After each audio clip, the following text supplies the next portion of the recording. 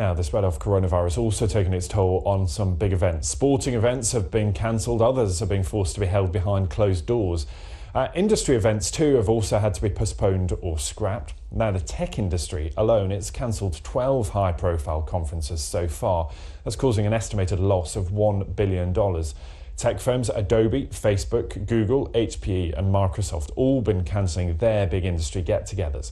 But as Claire Wormsley, who's the director of Global Conference Network, told my colleague Aaron Heselhurst a little earlier, it's not only big business that is being affected. For every large-scale conference, there will be dozens of smaller events, which will have a few hundred delegates and attendees and sponsors.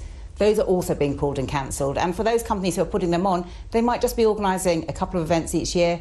They're being decimated. I mean, it is carnage for an awful lot of companies. Wow. And I guess also, just for the uninitiated around the world, when they hear about conferences, people might think, well, you don't have to go to a conference, you can pick up a phone and do business. I guess we can't underestimate how important events are, because they generate business. They really do. I mean, just in the UK alone, we're worth 43 billion is the industry. However, trade transacted, the government estimated in 2018 conservatively that £150 billion worth of. So that'd be about roughly $200 billion. That's a massive amount.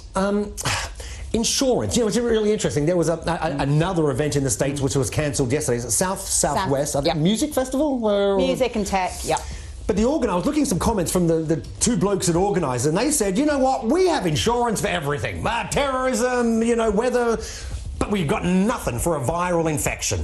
That's pretty common throughout the industry, with the exception of Asia, where I think a lot of event companies will have looked at what happened with SARS and taken out the option against contagious diseases with their insurance. But that's really not true with the European and the American companies. Yeah. The voice of God just told me that that Southwest brings in $400 million to Austin, Texas every year. That is just, you can't recoup that. It's massive, and I think when you look at events, it's not just the actual event, it's the whole supply chain. Right. So that would be the venues, that would be the caterers, the agencies, the travel. And so a lot of local business, like when you have a big event, let's say attracting 100,000, a few 100,000 people, not only what you just rattled off, but the local businesses, right? Totally. It's huge. The ramifications in the supply chain is very long.